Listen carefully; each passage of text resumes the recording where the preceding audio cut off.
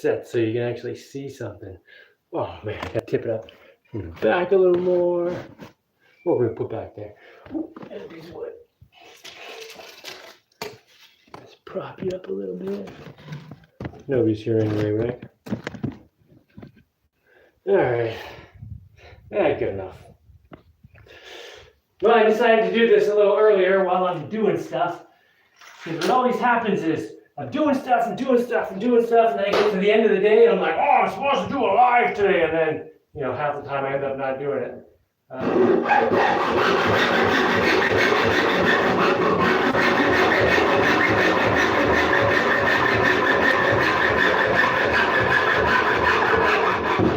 So I'm just gonna do it while I'm doing the stuff. So I did think of something I wanted to talk about today. I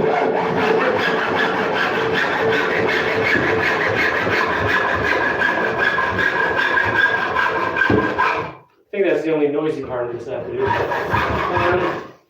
Well, you know, whenever I talk to people about living off grid, one of the big things they talk about is safety. Oh my gosh, so unsafe. It's so dangerous to live off grid. Like, what about the hospital? And that's always a big thing. The hospital. How long does it take to get to the hospital? Oh my God. What if someone gets hurt and you gotta go to the hospital? And it's kind of funny that becomes the most important thing. And I'm always like, well, you know, you can die doing anything. You know, hey, everything's dangerous. But then I was thinking about it, and I was like, you know what? There are a lot of dangerous things besides getting injured and having to go to the hospital. And I was thinking, wait a minute, what is actually more dangerous? Like living off grid or like living in a city? Like which actually has more potentially disastrous things happening? Like, for example, the chances of me getting mugged here are basically zero. First, I don't have anything on me anyway, but like, there's no muggers around here. I'm not gonna get caught up in gang violence and accidentally shot in some crossfire. Here's one that happens a lot in cities. What happens when you lose your job or you get your pay goes down? Or anything, or your rent goes up, or maybe just I mean, there's like 1,000 different ways cost of living could go up more than your pay does. And there's 1,000 different ways that you can end up with a cost of living that exceeds your income. And when you're living in a city, I mean, everything is money. And I say that from the perspective of someone who lives in a way that not everything is money. And like most people don't even understand that concept of just being able to do something without money, like money not being everything. Like here, if I need wood, I can go to the jungle and cut it, and you know, I got machines here. I don't need fuel to do that, except unless I'm using my chainsaw to, you know, do the initial cuts or whatever. But like, there's so much I can do here without using money, and so my living expenses are really low, right? And that's what happens when you live off grid and you're really doing the thing. You know, you're really living more self-sufficiently. You end up with a much lower cost of living, and then DeWalt drill chucks are the worst drill chucks I've ever used. Seriously. Anyway, there's anytime you're living in a situation where money is everything,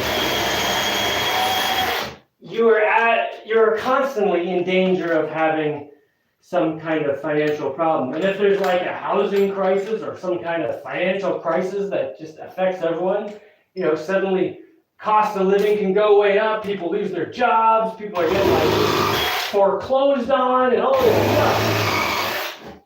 But if you live like away from cities and actually own your land and all that stuff, you know, all those crises can happen and you don't even really notice them. I mean, you notice them because other people talk about it. But like, if there was a financial crisis tomorrow, I'd probably notice it a little bit, but it's not like living in a city where I'm totally dependent on money and things costing a certain amount. And actually, even like right now, cost of living has been going up. Inflation's been going up a lot. And I do notice that things cost more, but it's just not a huge factor for me or people living this kind of lifestyle, because it's annoying, but it's not like living paycheck to paycheck like in the city or something. Not everyone's doing that, but I'm just saying, like, a lot of people are. And when I think about what is actually safer, living off grid or in the wilderness or in the country or whatever you want to call it, versus living in the city, I really don't think living in the city is safer. Not at all. Oh, this is the top of my kayak, by the way. This is going to be the hole where you get in. Maybe that's all I have to say about that. I mean, I actually wrote down a little list of points that's in my house right now that I was going to talk about, but they're probably not that important. Oh yeah, if there's a war, guess who's getting bombed? Not some. I mean, no one's gonna bomb my little island in the middle of nowhere here. But if you live in a city, you might be in trouble. Terrorist attacks? No terrorist is gonna come here and blow me up. But if you live in a city, big targets. And there's just so many different ways that living in a city is more dangerous that people never mention. Maybe they don't even think about. But, when we talk about off-grid, it's like, where's the hospital? Where's the hospital? How far is it? This hospital that we're going to need maybe once every 20 years. I mean, and that's another thing. If you're living in the wilderness, you're breathing better air, getting more exercise, you're healthier. You don't need a hospital nearly as much. Unless you do something stupid, But you can do something stupid.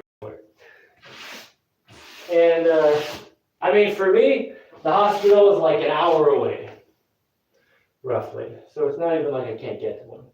But anyway, what else are we going to talk about? Oh, I made one of my kids a miter box the other day, which is just like, it's just a piece of wood like this, and then one here, and then one here, and then it's got some slots running through at different angles, so you can put a piece of wood inside it and line up your saw with the 90-degree slot to cut a 90-degree angle, or like the 45-degree or the 30-degree. Anyway, so my daughter's been using that for the last 3 days, constantly working on this dollhouse she's building. And today my son comes up and he's like, "Hey, could you build me a miter box?" I'm like, "What are you talking? There's already one out there. Go use that one." And he's like, "The baby's using it." There are like 3 kids fighting over this miter box. So I made another one. I mean, they're pretty simple. It's easy to make. But that was pretty cool that they were so into building. And I had no idea they were going to be so into miter boxes before I made it. I need a piece of wood for that. Hold on, let me go get a piece of wood.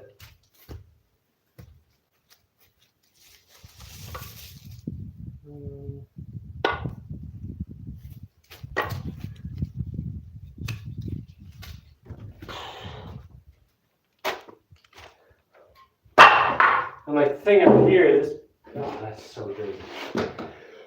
Whatever, it doesn't matter if it's dirty in here. This piece of wood is twisted, so when I cut it so it could fit, it kind of bent, so I need to screw it to something.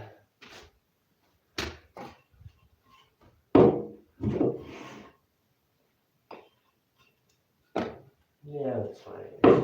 This is a better piece of something over there. Something a little thicker would be better.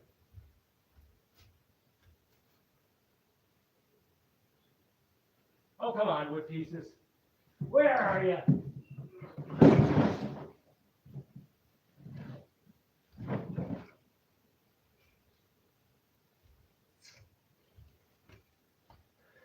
Oh, wait. There's one right here. This is where I want it. Yeah, that's a little thicker.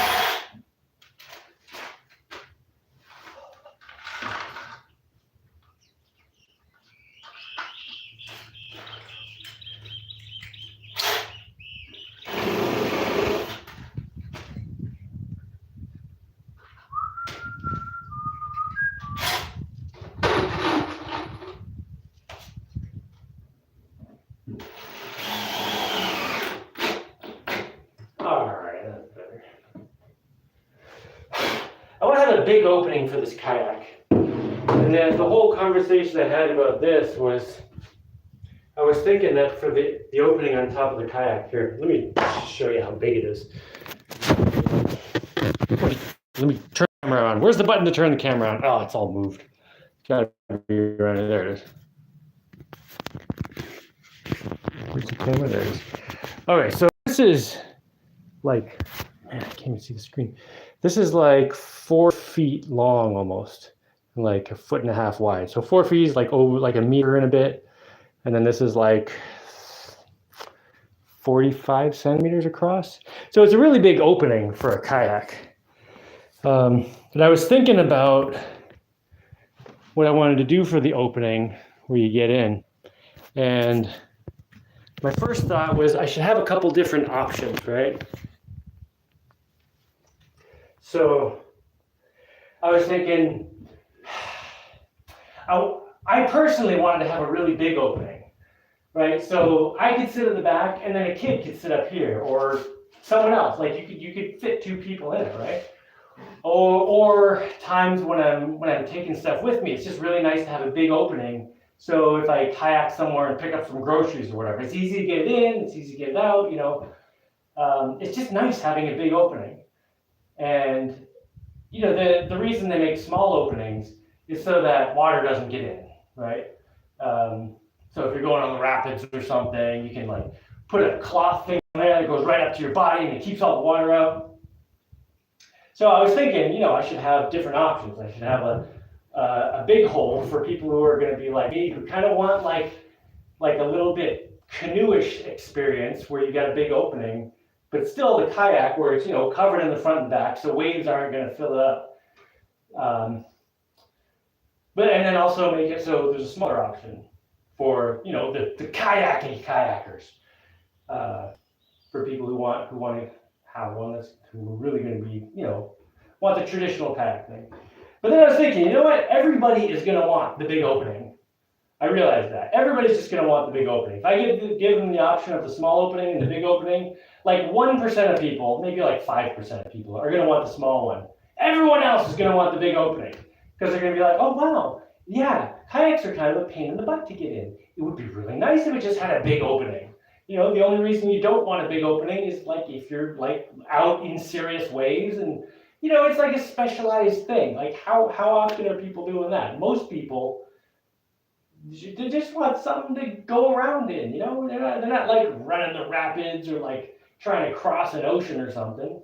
They just, you know, yeah, big opening. I think everyone's just going to want the big opening.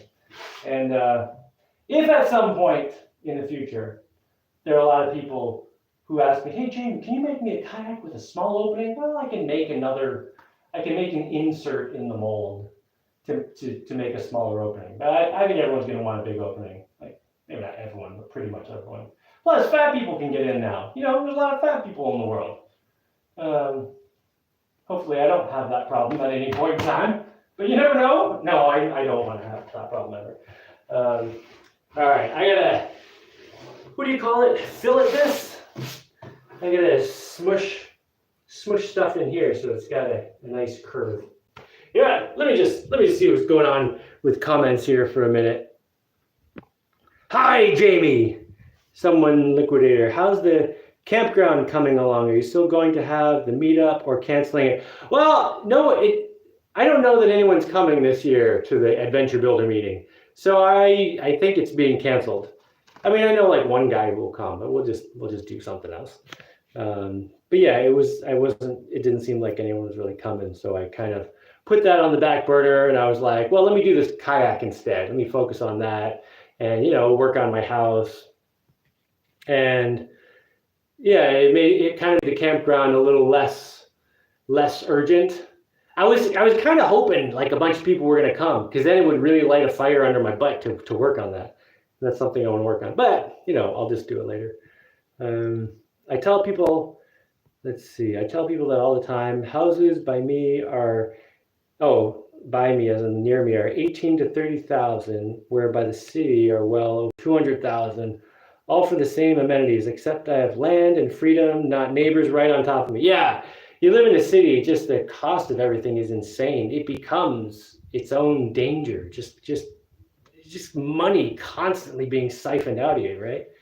Hi there, Jaimie. Actually, and on that point, like if you can just buy a house outright, like out in the country, versus being stuck in a 30-year mortgage. Like being stuck in a 30-year mortgage is way more risky than just owning your house outright. So yeah, there are a lot more dangers of living in the city, I think. I have 5 kayaks. My fishing kayak is the best. That's sweet. I was actually thinking of making 5 of these for my family, me and my kids. Yeah, I have 4 kids, right? What's up, Jaimie? How's it going, man? Storage, big bow, rod holders, cup holders, lots of room. That's why I like it. Storage, big bow, rod holders, cup holder. I'm probably not going to put a cup holder in this, but it would be easy to put in. Hello, Jaimie. I think your kayak might be unnecessarily long. It's 16 feet long. What's that, like about 5 meters. I don't think it's unnecessarily long. I think it's a good length, personally. Which will make it very heavy. Okay. I have a lot of experience with boats, and this is the kayak I want. I don't know what experience you have with boats. Maybe you do have some experience with boats, but I live on an island and I spend a lot of time in boats, and this is what I want for sure. It might be unnecessary, but it's what Jaimie wants. Yeah, it is, exactly. And okay, so I'm going for like the sea kayak kind of thing. Like go online, look up sea kayaks.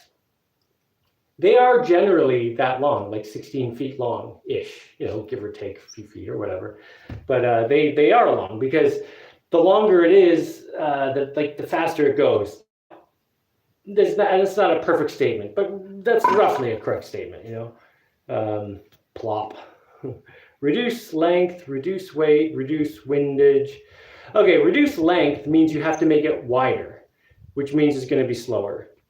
If you want to reduce weight, the lowest weight thing would just to be make a circle. So why aren't kayaks just a circle, right? Because that's going to be the lowest amount of weight, right? Well, because that won't go anywhere. I mean, you could paddle around in a circle, but it's going to be really slow and difficult to maneuver and whatever. So they make them longer, and the longer it is, the longer and shorter sizes change how it maneuvers and how it navigates and all that. This is what I want. He's building a rocket boat. The opening is beautiful. Well, thank you, man. Longer is better for vibrator, lounge chair, and margarita blender. Yeah.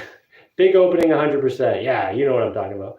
You could always use a bilge pump for water that gets, oh God.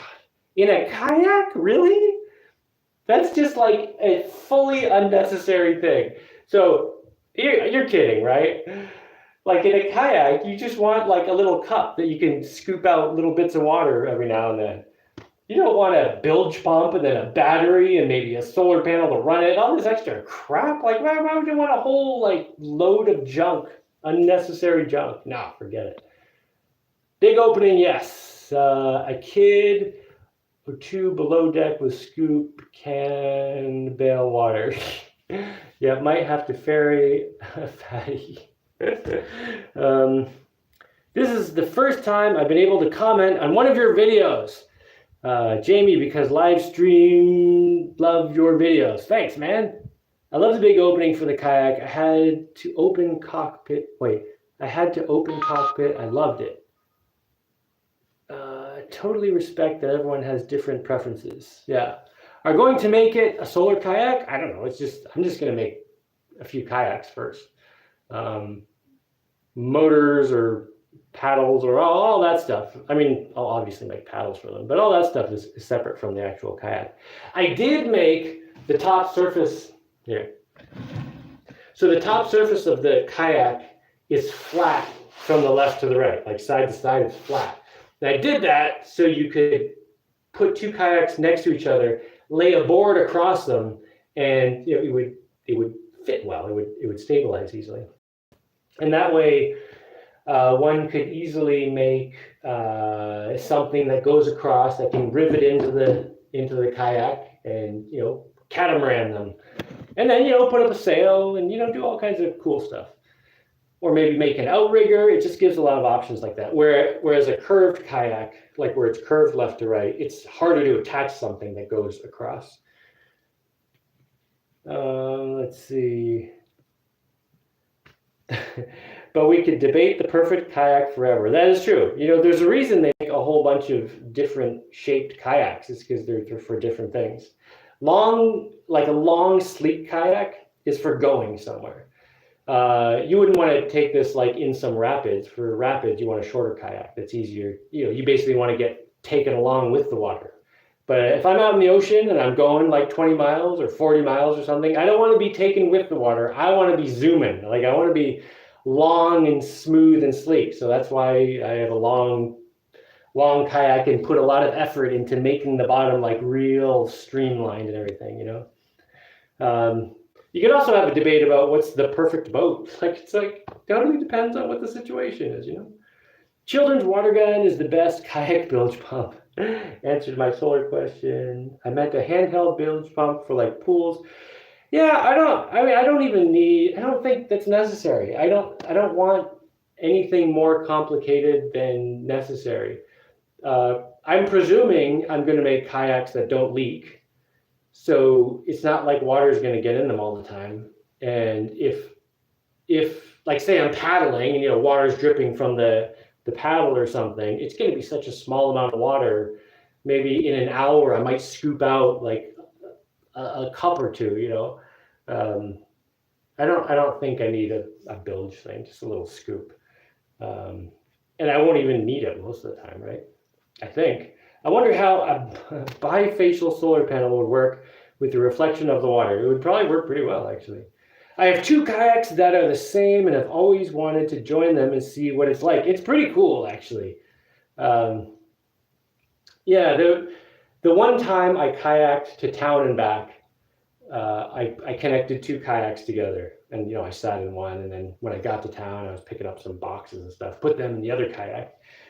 It was just really nice having stability. Obviously, it takes more energy to move 2 things through the water, but yeah, having that stability on a long trip particularly is really nice because it would get tiring just trying to keep your balance in the waves and all that. And I did actually, I had a little sail up in the middle too. That helped a little bit at one point. Do I have a wish list still? I do have a wish list. Like an Amazon wish list? Yeah, it should be down. A link to it should be in the description here, I think. There's a bunch of stuff on it. Because a little while ago, someone asked if I had any stuff for my kids on it. And I was like, well, I don't know. So then I put a bunch of stuff for my kids on it, and they bought a couple of those things. So there's still a bunch of stuff for my kids, and then there's a bunch of stuff that I want to get, and some building stuff, and I put one of these drills on it, not with the battery or anything, but you can see this nice one is held together with zip ties because it's breaking apart. And I have another one of these. This one works. I'm pretty sure it does everything. Yeah, everything works except that it's breaking apart. But I have another one that won't reverse and sometimes will drive forward, but sometimes won't. Anyway, so I put a new one of those on there. But yes, I have an Amazon wish list with a bunch of stuff on it. And partly, to some degree, the projects I work on depend on what people buy me off the wish list. Because if I have like a couple different projects in mind, and someone sends me something that's like for one of them, like that gets bumped up in the priority list. Anyway. Hi, Jaimie. Love your videos and have watched for years. My family loves them too. Ah, cool. Thanks, man. It's really fun to watch you adventure build. Well, thank you very much, man. I'm glad you're enjoying it. Because I'm never sure. It's good to get some feedback. Okay. I read all the comments at the moment. Let me see if I can get some progress on this thing. Okay, I need to make some spackle and start filling in this so it's a curve, not a 90-degree sharp angle. I brought up stuff to do that somewhere. Oh, right here. All right, I got a mixer and some glue and a whole bunch of sawdust here because my lumber mill is right over there. You know what? This is like the first time I've actually had my internet works up here, and I don't even want to get into why it does or what changed or whatever, but the internet works up here. I actually don't know exactly. Deshana just told me, hey, your internet should work for distance now. So anyway, let me just show you where I was. That's where I'm working right now in the shade. Right now I'm standing in the sun getting baked. And there's my house up behind there. That's where I was working on the dragon scale, the tiles, which I haven't done in a while, but I need to get on those. This is just another piece of this stuff. And I got my bulldozer here, which I stole the motor out of to put in the, there it is, the, what's this thing? Planer. And then there's my lumber mill. This big thing is on, wheels on a track, and it goes, drives through. Here's the bottom of the kayak mold, which seems to be in pretty good shape. I did have a little bit of difficulty because the first gallon of resin that I opened was thick, like thicker than it should have been. And it's just harder to work with. And I ended up with more bubbles than I would like. But I mean, the result of it is going to be when I make the part for the bottom of the kayak and then pull it out, it's going to have these little like bumps. So it'll be mostly a smooth surface, just like little bumps here and there. And they're easy to sand off because I've had this situation before. So I decided to just leave it. And actually, right here, you can, where's the camera? It's on this side. Okay, you can kind of see the difference between this was the thicker resin, and then I got some thinner resin here, so a lot fewer bubbles. Well, I did still get some because I was rushing. At this point, I'd done from there to here, just like frantically trying to get this thick resin into the stuff. So I still rushed a little, got a few bubbles, but I mean, it's fine. The other option I could do is put resin in here, smear it all into the bubbles, but then, I might mess up the main surface. It's fine anyway. Yeah, over here's lumber mill. Am I still getting good internet? Let me just check. Seems, well, my signal's getting lower, but it's still working. Yeah, I won't go any further than this. But over here, this is my little trail to go down the hill, to the front of my house, which is over there. Oh, I love this place. Here I got a bunch of banana trees. Ooh, I can show you. They're not banana trees. They're white plantains. So I can't even see the screen. It's so bright, but I think I'm pointing at the right place. Right over here, there's some plantains. And right down here, there's some under that leaf. And there's like 4 different bunches on there right now. Oh, and since I've been passing things through this window, like the wire, I need to make sure I close that before I finish things for the day. Anyway. Oh, and over there's the ocean over there. And over there. I'm probably going to jump in right over there after I, get some work done here. Yeah, get some work done here, Jaimie. All right, let's turn this back around. Yeah, Jaimie, get some work done. Okay. Get some glue in here. I just felt a bug. They're these little tiny bugs. They're like miniature mosquitoes, and they just love the top of my head. It's pretty annoying.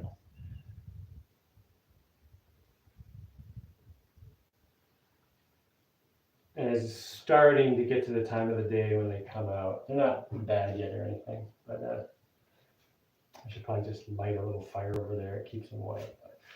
I'm not going to worry about it right now. In an hour, it'll be a lot worse. Mixing stick.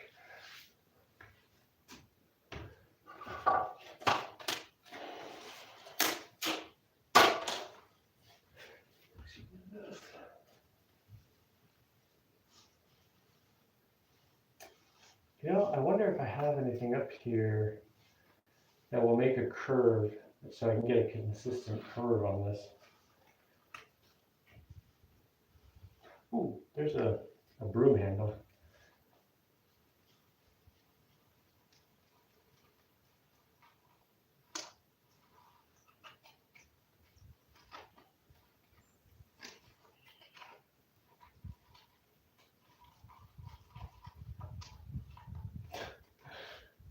I do not have the finest sawdust right now because there's some plainer bits in here, so it's some bigger chunks. It's not going to make the best spackle, but it'll be good enough for a first layer.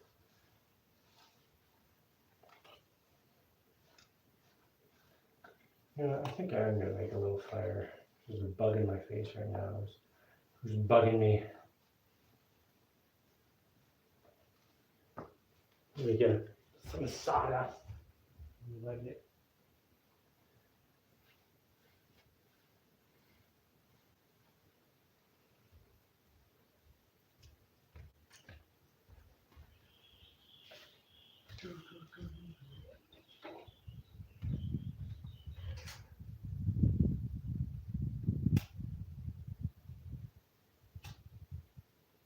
So out of my, let me just turn this. Out of my sawdust, I have two main types of sawdust. There's the plainer bits, which are really easy to light. Like if I take a handful of them, I just lit them here. And then there's the finer sawdust, which burns for a long time, makes a lot of smoke. So put one pile of each beside each other.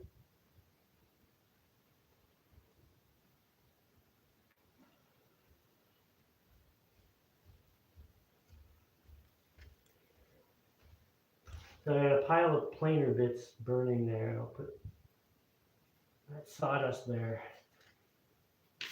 And hopefully that'll just smolder for a while. Boom! The nice thing about the bugs here is you make a little tiny fire with a little bit of smoke and they just go away. And here's one right in my face while I'm saying that. No, go away, dude, go away. Don't make me a liar. Oh, that's a fly.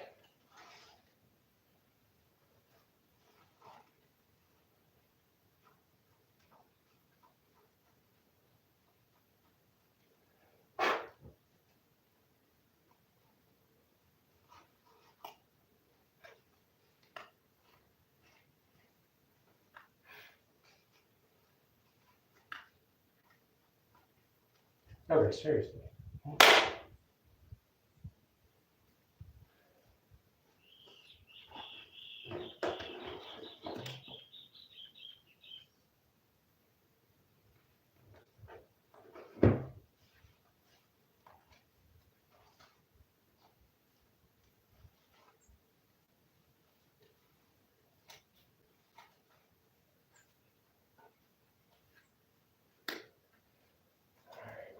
Start this.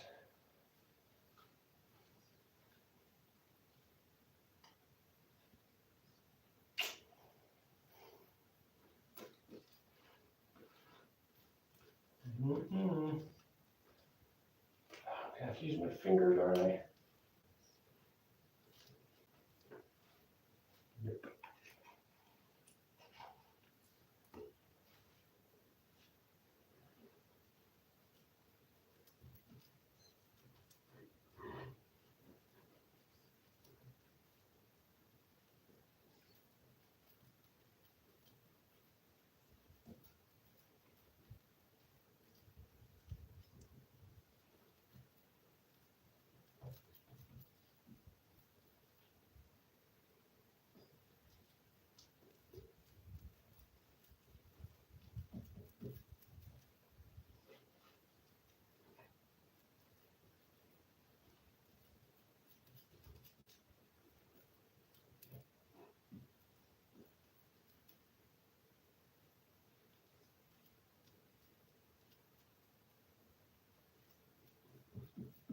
Alright, this doesn't have to be perfect. I'm going to sand it all layer anyway.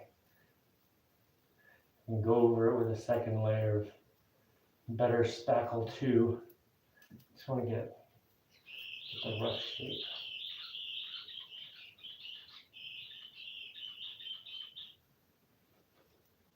Someone's going to ask me what kind of bird that was. I have no idea.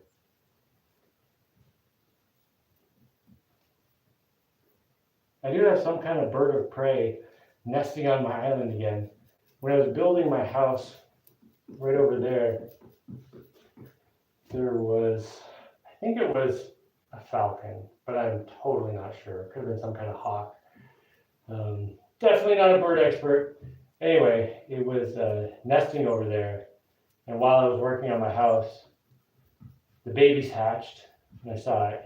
I made sure I didn't disturb its little area, and told my kids, that they were there and don't go over there. Look, but don't go near them, because I'll scare them. But yeah, I saw the babies hatch, and then they grew up, and then they finally flew away. Although I've seen them, well, I don't necessarily know they're the same ones, but I've seen the same kind of birds flying around here. And a similar looking bird nesting like right over there now. They're like brown with a white stripe toward the ends of their wings. I don't know if anyone knows what that is. They look like they could kill stuff.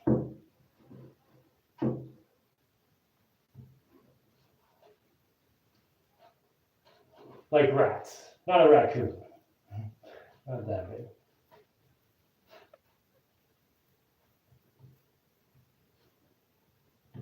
I'm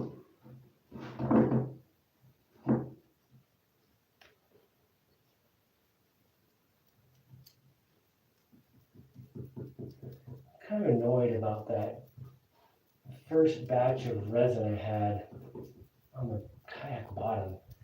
Just left a really unnecessarily blemished surface on it. Which means I'll have to sand the final kayaks. Unless I operate on the mold a bunch. But it's not the end of the world or anything. It's just like something that could have been avoided, And when I was opening that one, I was looking at it thinking, it seems a little thick, but I haven't done any in a while. Maybe I'm just imagining it. And then by the time I opened the second one, I was like, oh yeah, that first one was like way too thick.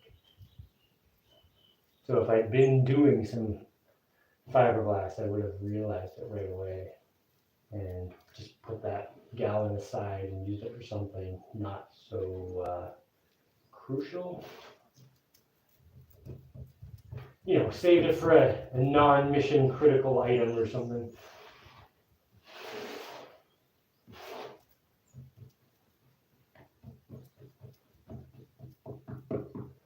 Alright, this looks like it's working alright. This looks like tuna salad. Totally looks like tuna salad, like way stickier.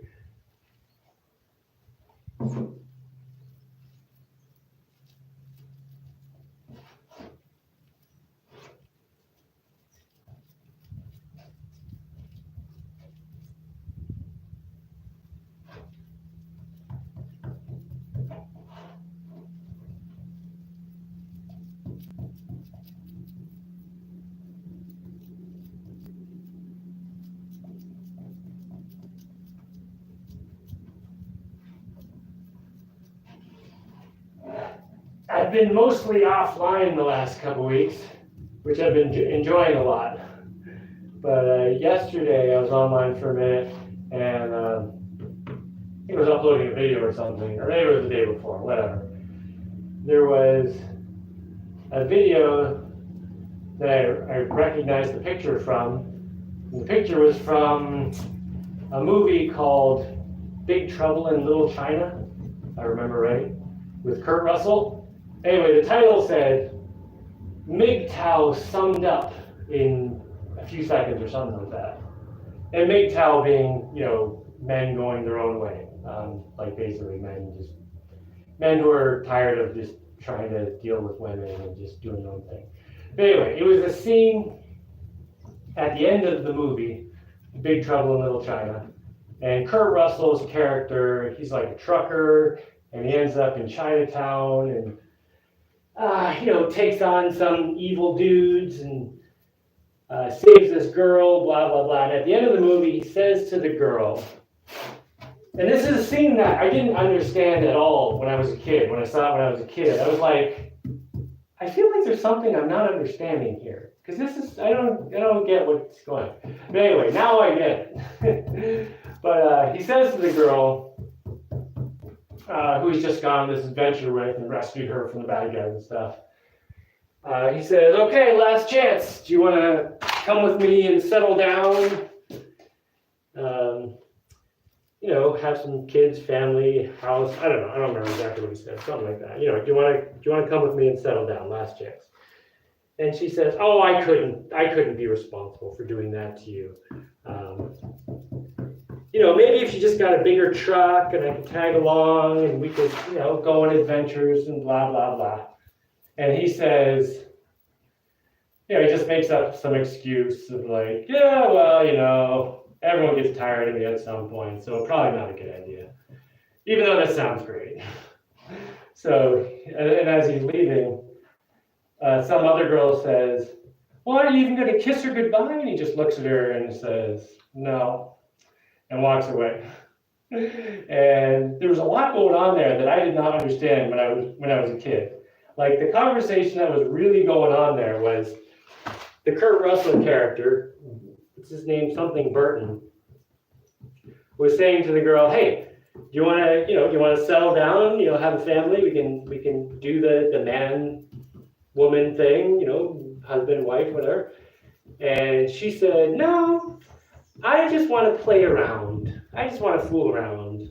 Let's just travel around and have fun and la la la. And he's just like, I don't need you for that. Jeez. And then left. But it was all subtext, so I didn't understand it at all when I was a kid. It was just a funny thing.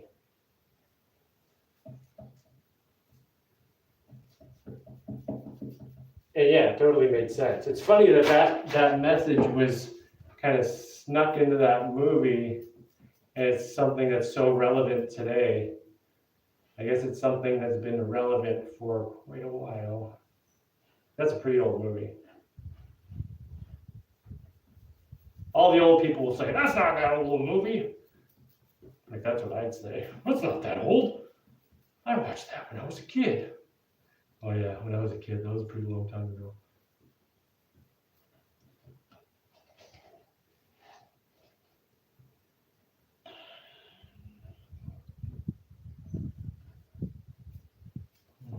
Some too thick.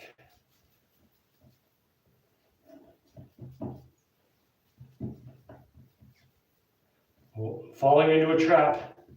The trap being starting with one thickness and then slowly getting thicker and thicker as you go, and then you end up getting all the way around with a totally different thing that matches up. Doesn't match up, I mean. Okay, I think that's better. I see, like that smooths out right there. I'm sure there's a way easier way to do this. No, whatever. I could have cut a strip at a 45-degree angle and put it all up along here and taken up a lot of the space before doing this, but yeah. Then I'd have to turn off my live and go do it because I can't do it right here. So I'm doing this.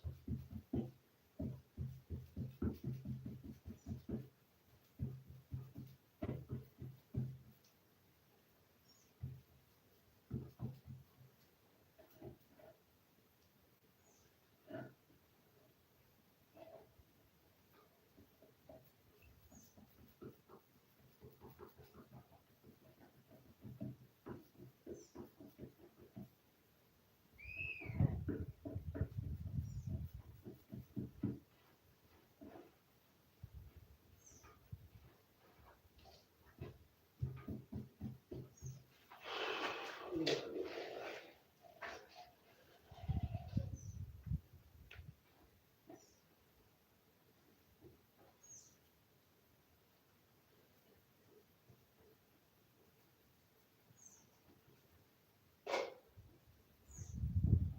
have a fun time washing this off my fingers later.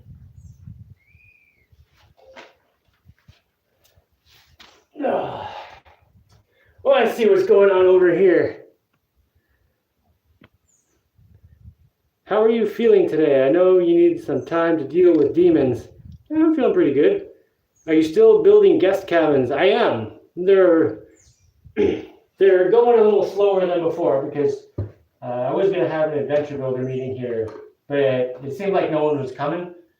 So I slowed down on that a little and started working on some other stuff. Basically, things on my own house, which is kind of nice. Like I got the second floor up and it's looking great, and just getting things organized is really nice.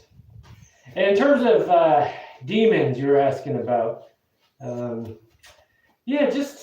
just being present and turning everything else off and just being here doing my thing really helps like a lot with the demons. The demons being just like getting sucked into bad thoughts, or turning the internet on. This is a big one. Turning the internet on for a minute, which turns into like 4 hours, and it's like, oh, now I feel stupid because I wasted like half a day, and I feel like a stupid loser because I'm like have no self-control, and like, oh, what am I doing? Wasting life. Yeah, it can be a self-perpetuating self-destruction. So I've definitely been enjoying being unplugged.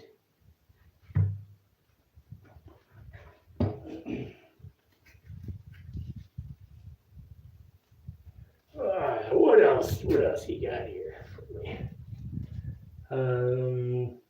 You have some flat spots for visitors to set up tents. I have some excellent spots for tents. Like even just right up here, there's some really good. This is a great area for tents. Heck, you could pitch a tent inside this thing, and then you wouldn't have to worry about rain, as long as my kayak is done by then. And, nothing's in here. But even in my jungle area, there are some really good camping spots.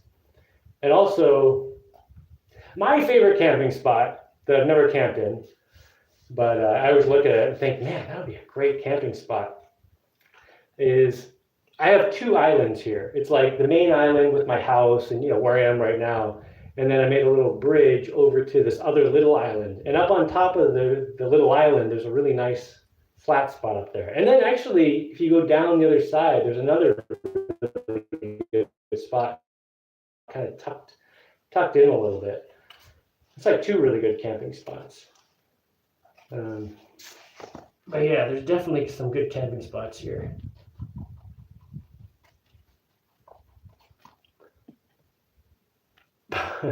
In 10,000 years, Jaimie's fingerprint impression will be found in a scientific fossil dig. When they find stuff and they're like, it looks like someone carved this weird thing. We're not exactly sure what it was, but don't see any other examples of it. It must have just been some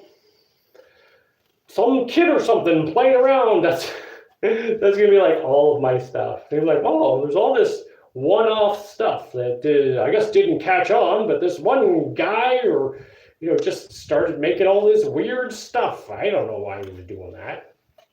Not participating in the rest of society, doing everything everyone else was doing. This crazy antisocial nutcase. Hopefully I don't say that. I don't know what they'll say about me in the future. The thing is, like, 10,000 years from now, I mean, the way I think about it is 1 billion years from now, there's going to be no sign of human existence. Unless we're still alive. But, like, the humans that are today will just be nothing. Like, MGTOW. Oh, for over 20 years now, she is still nasty, but I still love her. Excellent. I don't know what you're talking about, but good. Have you seen those bicycle boats? Might be a fun thing to build. Did you finish your go-kart for the kids? The kid car, I was driving it with one of my kids in one of the recent videos. The one where I put up this little dome. My daughter and I we just drove it out of the way. We didn't really do anything exciting, but drove it out of the way. So yeah, it totally works. Let's see. Have you seen those bicycle boats? I don't know what you're talking about, bicycle boats. I mean, several of my boats have pedal power.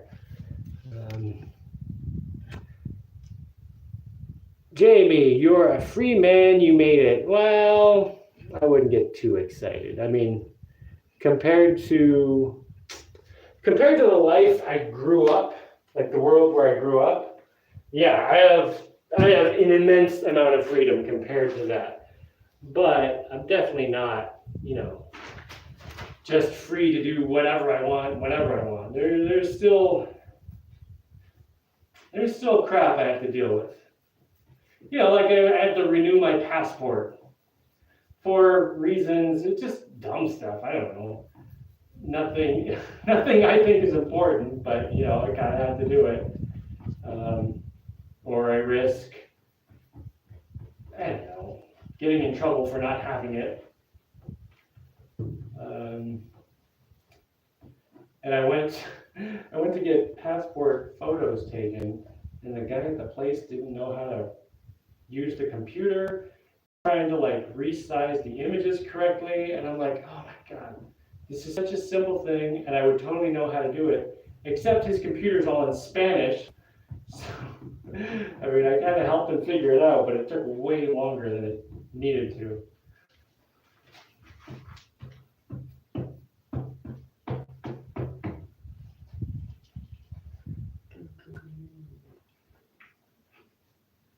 Not stick. Not to me. No, not to me. Just to the boat. Yeah. There we go. Not even the boat, the blank. This is not the actual boat. This is the mold for the mold.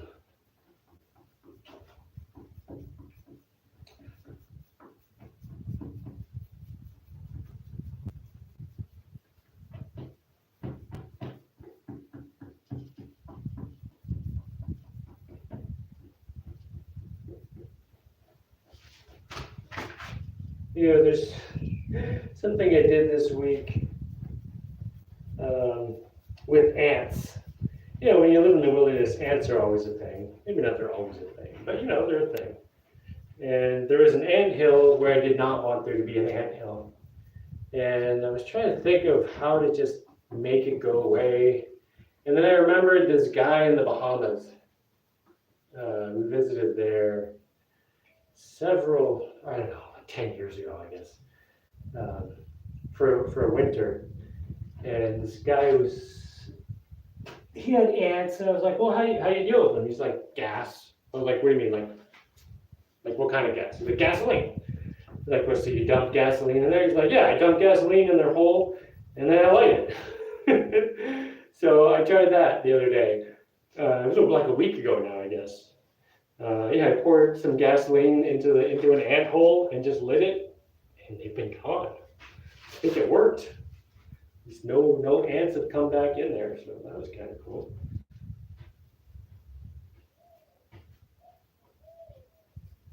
Not something I'd recommend. Don't go dumping gasoline around and lighting yourself on fire and saying, Jaimie said it was okay. Definitely not okay. Don't do that. But I did. And it worked.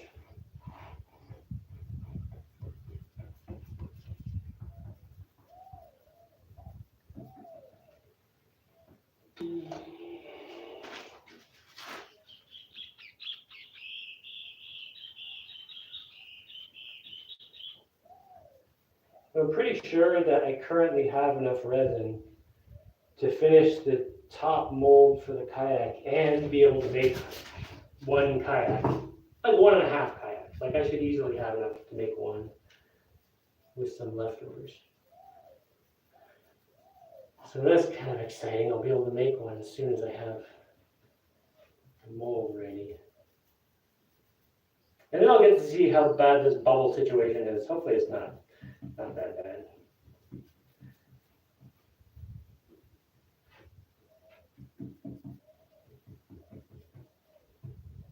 Did someone just say, what's the bubble situation?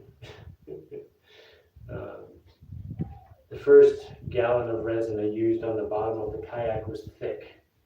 And so I ended up leaving more bubbles than usual. So they're gonna show up, in the kayak after I do the mold. But they won't show up as bubbles. They'll show up as little lumps, little bumps, so I can sand them off. So it's not a huge ordeal. As long as the main surface is flat, it'll be fine. But it does add a step, an unnecessary step due to malfunctioning product.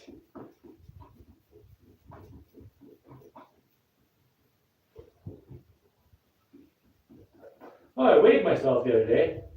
I haven't done that in a long time. It's just we went on I took my kids to some people over there. They have a bunch of kids too, and I like my kids to hang out with other kids.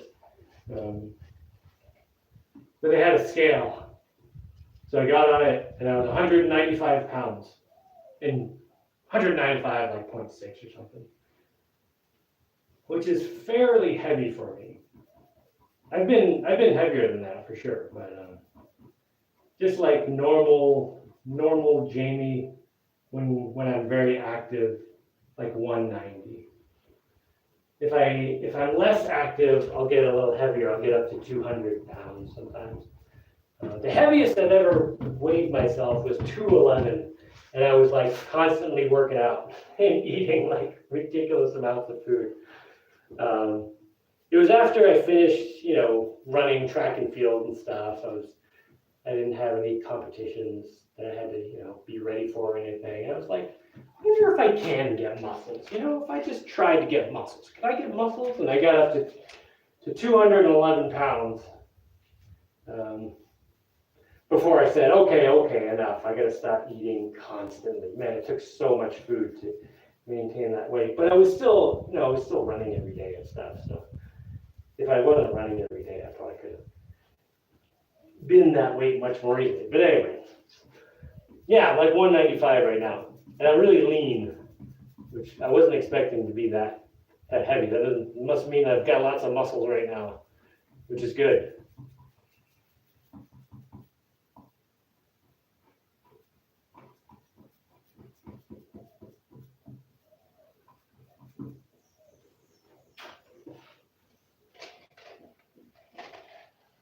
Although I don't need muscles right now, I just need putty. Hey, go, get back here. Go.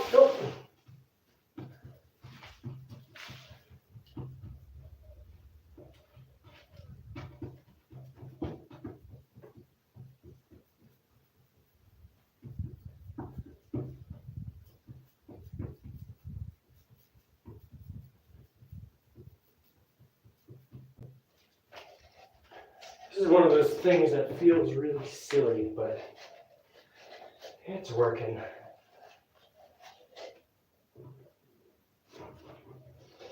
Hold on.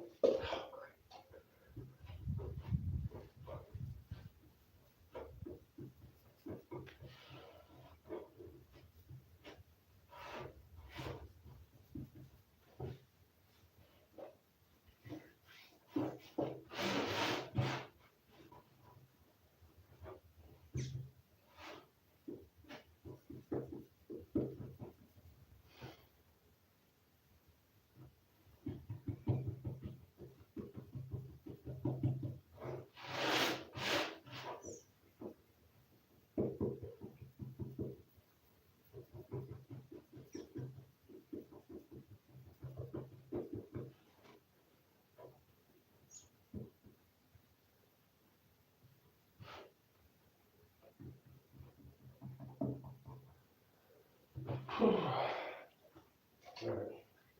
Well, maybe one more of those will do it, or at least get close. What am I missing? What am I missing here? You made it, yeah. What's your main protein source? I eat a lot of cow lately. So I was getting different varieties of meat from town.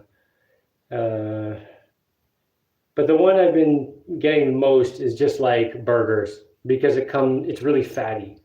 And I don't want really lean meat. I really like eating the fat. Like eating a lot of fat makes me feel better. Like I don't know. It's good. So I've been eating a lot of cow fat. And I often cook the meat and get the fat out and then cook popcorn in the cow fat and then eat the popcorn and the meat, in something else. Or sometimes I just leave the fat in there. I think it's amazing that when I was a kid, like we would cook ground beef and then like dump out the fat. Oh, what were we thinking, man? It's like the best part. But when I was a kid, they told us if you eat fat, you get fat because you are what you eat, which that's not a thing. I did just get a bunch of pork from a local guy who killed a pig. This happens every few weeks, every month. Someone will kill a cow or a pig. Usually, it's usually a cow or a pig. I mean, if it's like a chicken or something, that doesn't go very far. But if someone kills a cow or a pig, they'll call all the people they know. Hey, how much do you want? So I asked for 10 pounds of pig. I got somewhere around that. And don't ask me what cut it is. It's just like guy with an axe chopping a pig into pieces. I got some pig. Maybe I got some bacon in there. I don't know. Hey, Jaimie, any more thoughts on making an ultralight airplane? It's not high on the priority list yet. If I had like clones of me, there would definitely be one of me making an ultralight airplane. But yeah, I have a lot of stuff going on. But I definitely want to do it. I totally want to build an airplane. Oh, I would love to do that. Yeah, I'm gonna have to wait for a while now. I've tried finding your spider robot tank, but they are super expensive on eBay. Any chance you plan on making some kits in the future? Well, I did 3D print that one. And I have it working well. So I have all the pieces worked out. I have to upload them all to Thingiverse. And then I think I need to make a video of how to put it together. It's kind of a complicated thing, like a lot of parts. But if you have a 3D printer and you want to make one that way, then yeah, bug me about it. So I do that sooner because, there are a lot of things I have that I kind of put down and then start working on stuff and forget about it for like a month. And then someone reminds me and I'm like, oh yeah. But yeah, if you're interested in that, bug me about it. Realistically, Jaimie should get a paramotor or a float plane. Those would be game changers. Game changers. Oh, it's a game changer. 100-mile-per-hour paramotor on a 2-mile-per-hour island. I don't know what that means. I don't know what a 2-mile-per-hour island is. I definitely go more than 2 miles per hour. Yeah, I want to build an airplane, but yeah, it's not high priority yet. I got other stuff I got to do. I stay at 150 pounds, but I'm dense and got old man strength, trying to prioritize health over size. Oh yeah, totally. Yeah, I'm the same way. I definitely prioritize health over size. I don't actually, the last time I weighed myself was probably a year ago, 2 years ago. I don't know. I don't weigh myself very often. So it's more of it's kind of like a trivial knowledge thing when I find out how much I weigh. Attacknids, about $100 on eBay. Yeah. Buy now and avoid inflation. I actually don't even have any of those here. I should have. Well, none of them made it to Panama in my stuff. Lost a bunch of stuff on the way here. But it's fine. I'd rather be here than whatever. Okay, thoughts on keeping animals and having plants. Also, can you hear us? I can't hear you.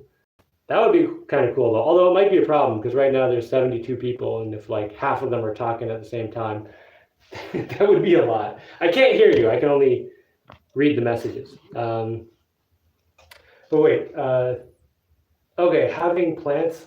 I do have lots of plants. I actually just planted 2 water apple trees. I'm very optimistic about them growing because, like, this island is really dense clay.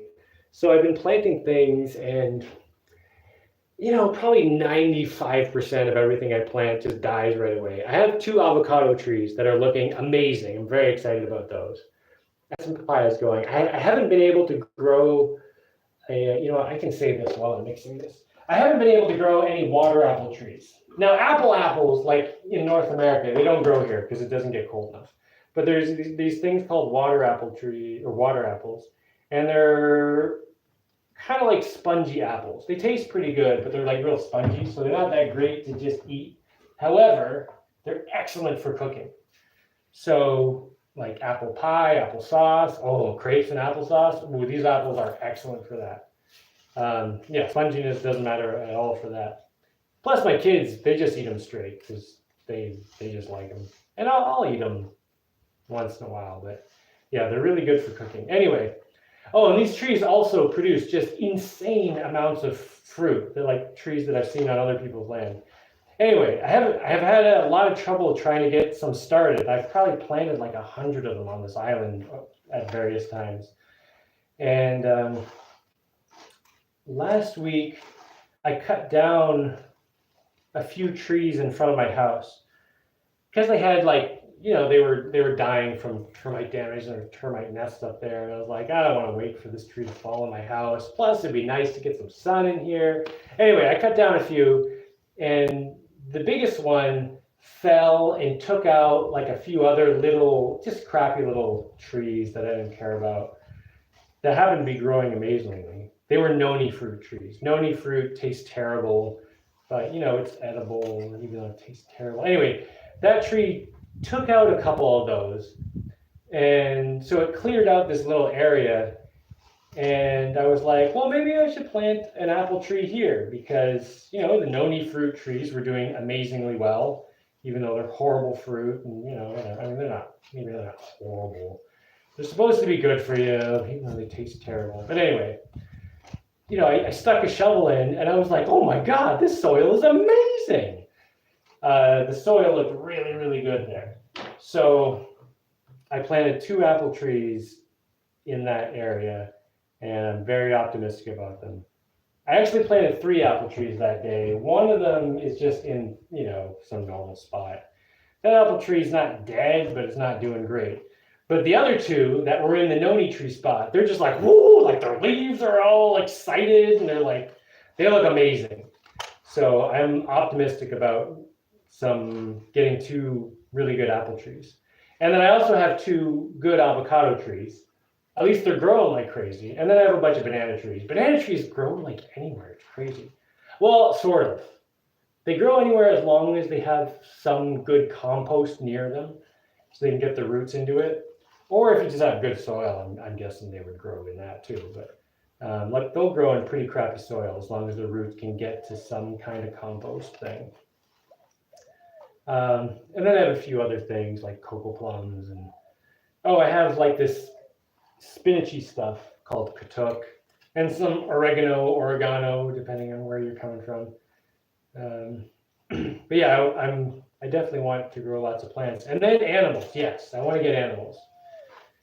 My neighbor came over the other day with a chicken, and I was about to say we killed it, but he killed it. But we killed it, defeathered it, and did all the stuff. And ate the chicken for dinner. It was pretty good. It was actually pretty good. So I do, probably the first animal I'm going to get is chickens because they give you eggs. And I've killed one on my own in the past and eaten it. And then, we just did that one the other day. Like, I know how to do that. And then, of course, there's always fish around. Like, I can go fishing. Oh, this is so stupid. A few days ago, I went out spearfishing. And I mostly did like a lap around the island. I mean, I went most of the way around and then came back. Didn't find anything. And then just as I was coming back into the beach to get out, I saw a decent sized fish. I don't know exactly what size. It was like good enough to shoot to eat.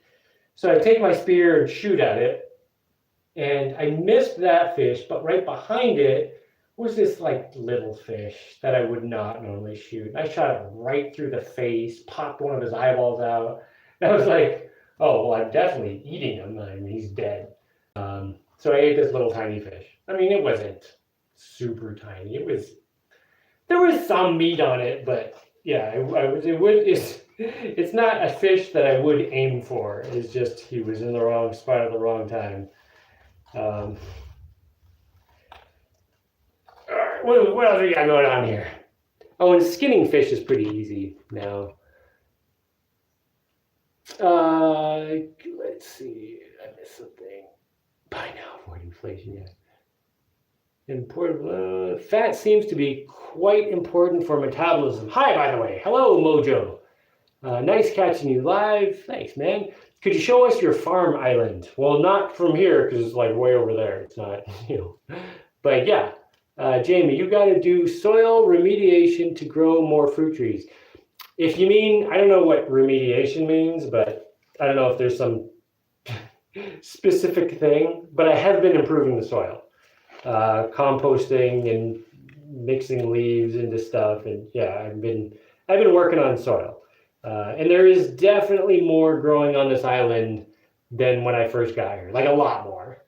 It's just, when I got here, it was just solid clay. Like you can do pottery with the clay here, and I've made stuff. But yeah, the soil is definitely getting better. Not fast enough. I'm sure there's faster ways to do it, but whatever.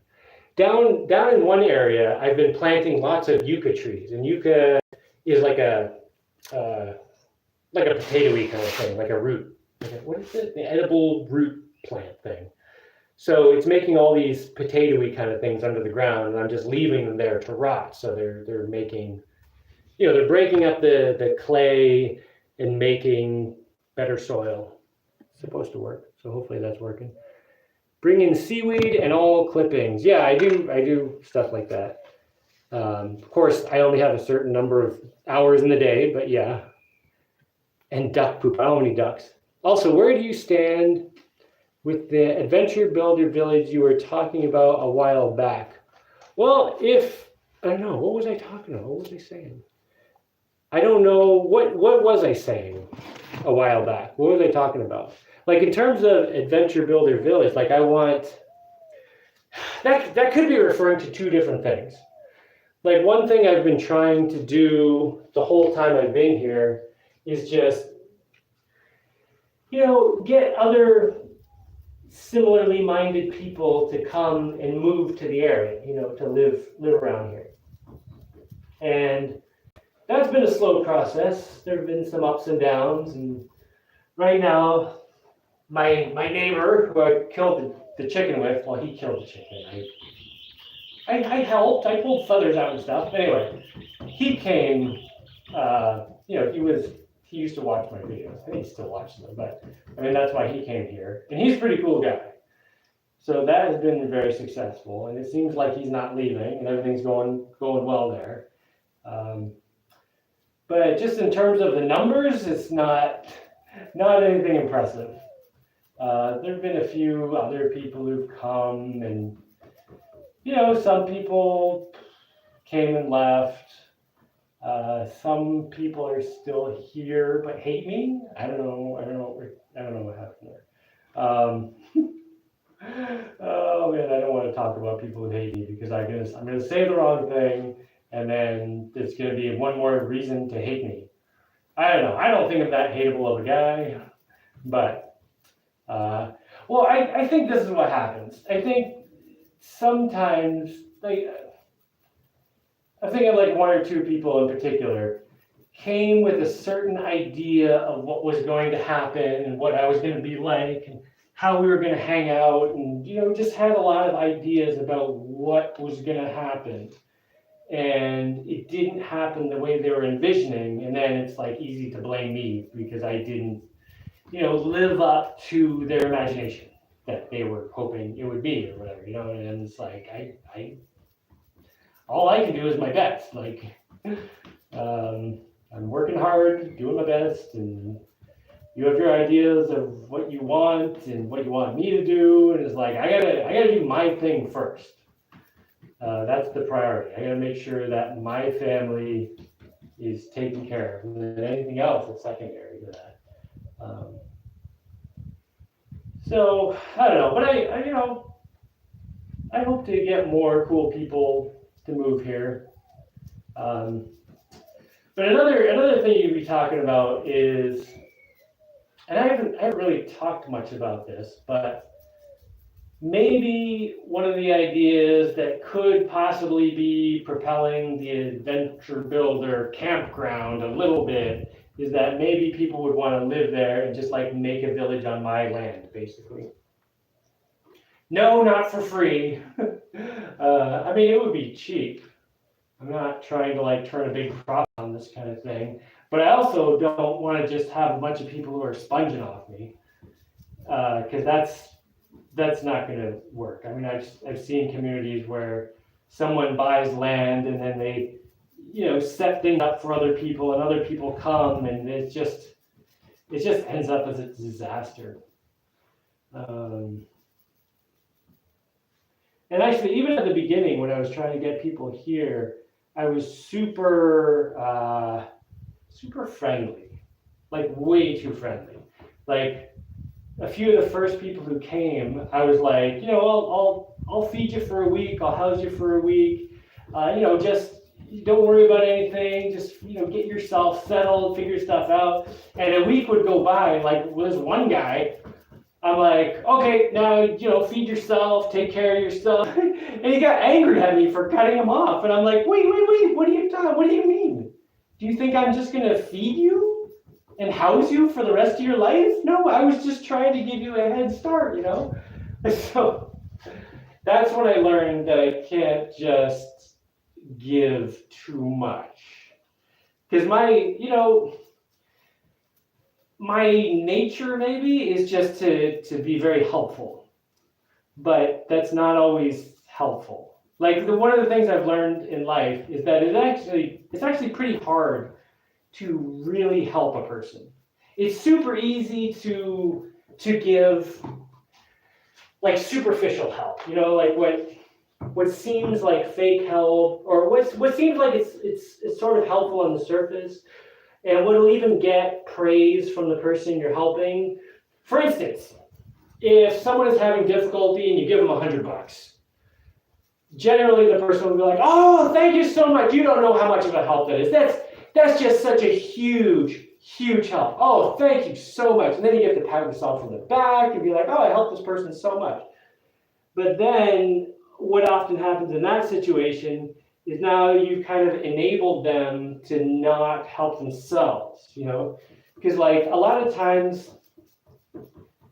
the best way to help someone is help them figure out how to help themselves. Otherwise, you just make them dependent. So if you start giving someone money, for example, and some people know this and they take advantage of it, giving out money and then making people dependent. But that's what happens. You give someone money or give someone like more help, like help with things they need to be taken care of themselves. They become dependent on you. And then they're kind of like your slaves, in a lot of ways. So it's actually really, helping people do things is really tricky. Helping people in life in general, it's a really tricky thing. Because there's like a fine line between something that's helpful and something that's just totally disastrous. And I feel like I was way too helpful with people who were coming at the beginning, and if anything, it ended up sabotaging them more. But I don't know, maybe there are people who wouldn't have worked out anyway. And the way I think about it is kind of the people who were going to work out anyway. It doesn't really matter if I was helping them or not. And the people who would work out here, would come and live a good life and do their thing and figure out stuff. It doesn't matter how much I try to help them. They'll get to a point where they say, okay, you don't have to do that for me. I can take care of myself, So maybe it doesn't actually matter, but it does matter for me because I expended a lot of time and energy on people at the beginning, trying to help them succeed. And it was actually a lot of people. A lot of people came to live here at the beginning, either to visit and try it out, or coming with, at least claiming to have the intention of staying. It was a lot of people, probably like 50 people. So not thousands, but like a whole bunch of people. And like none of those initial people worked.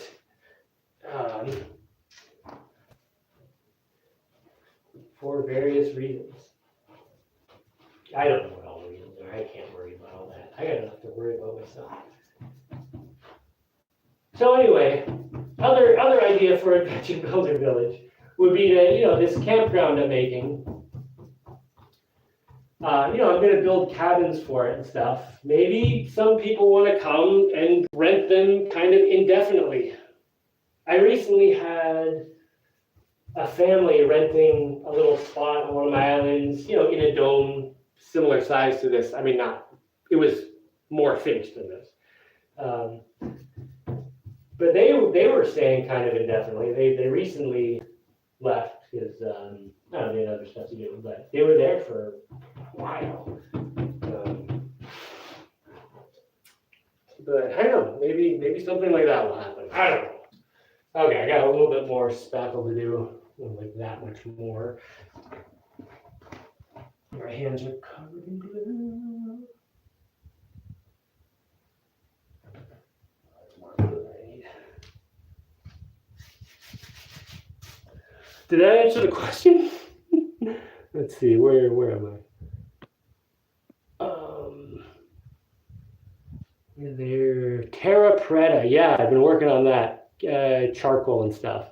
You could feed the terrible tasting fruit to animals, then eat the animals. We tried that. My neighbor who has the chickens, he took one of the terrible tasting fruits. I have not gotten report back yet if his chickens ate it.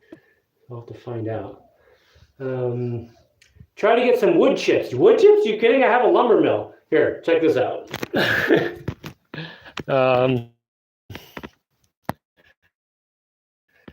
So I don't know how far my internet signal is going to go here, but here's my lumber mill, and this is all wood chips, like sawdust and bits from the planer. I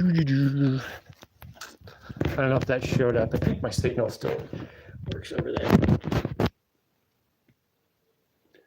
Jaimie has one of them over by the plane and saw shed. One of them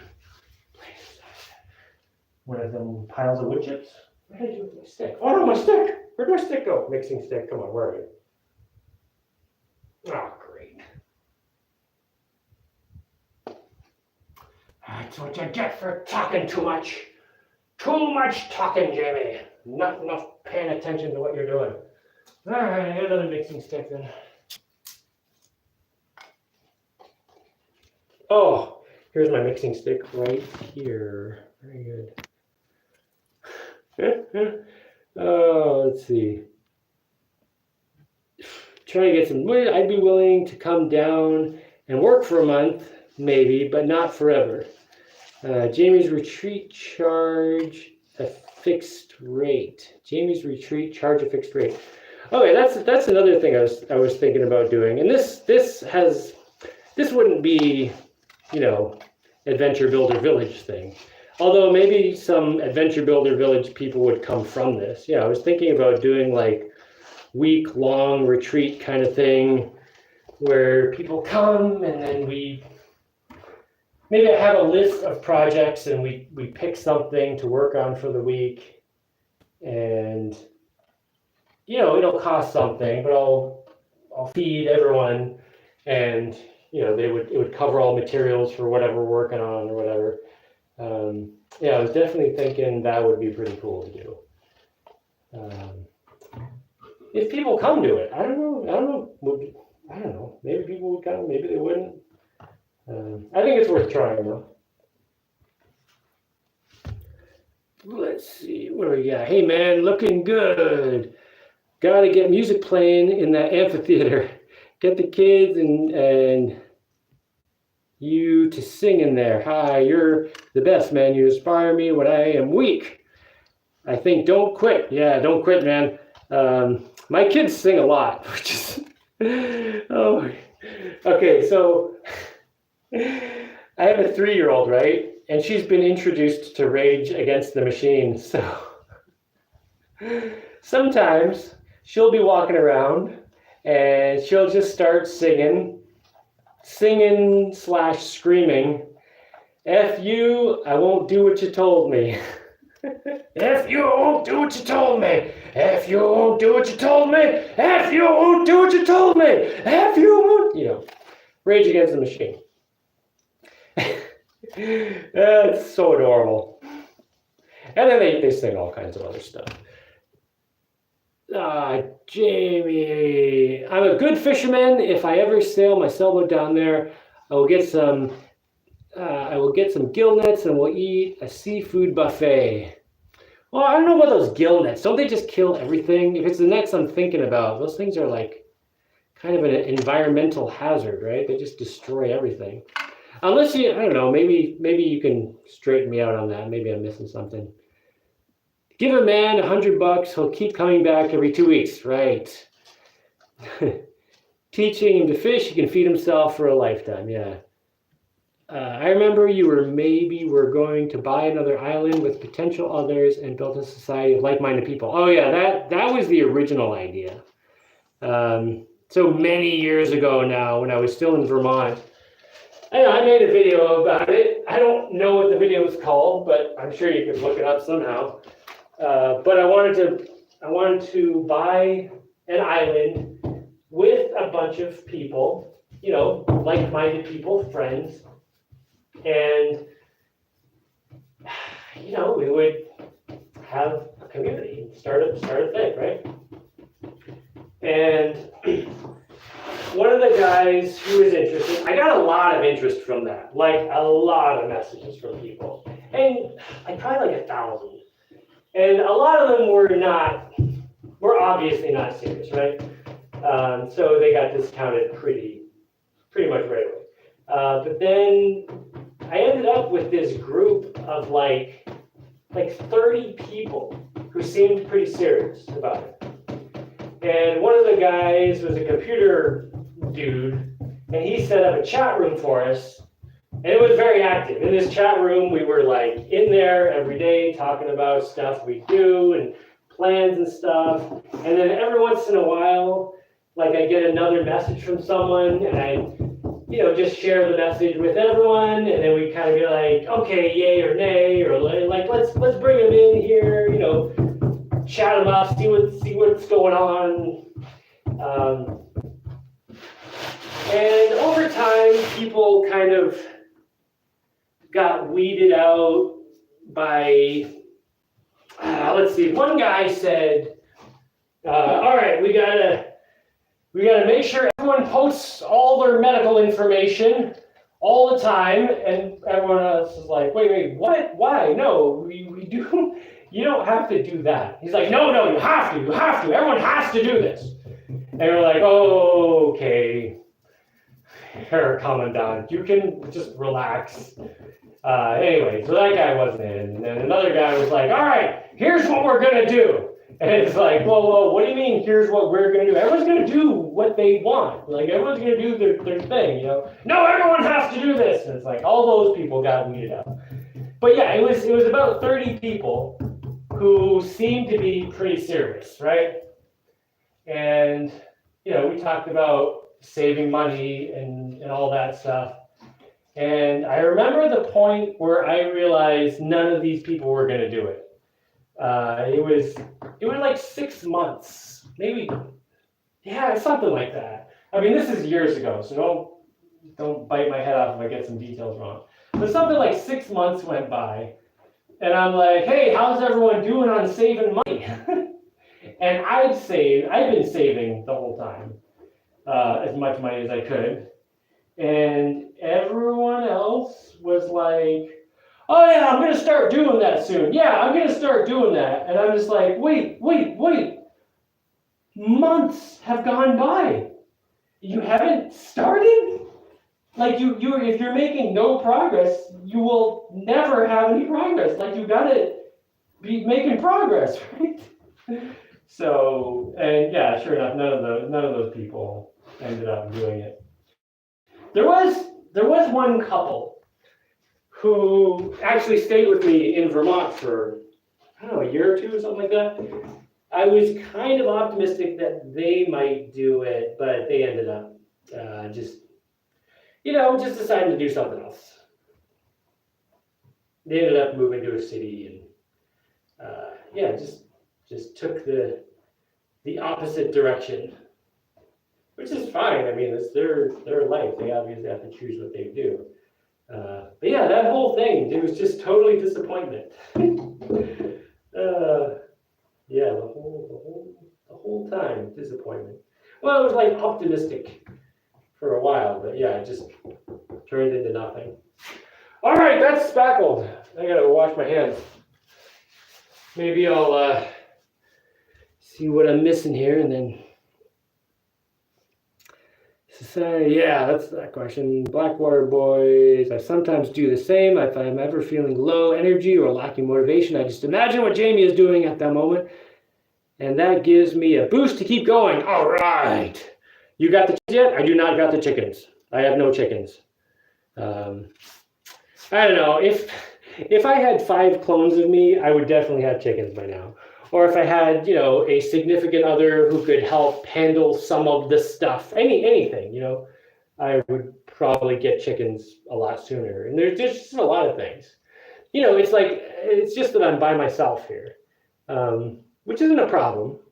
Like, I work well by myself. It's just there's a lot to do, even just like daily tasks that need to be done every day. It's just like cooking.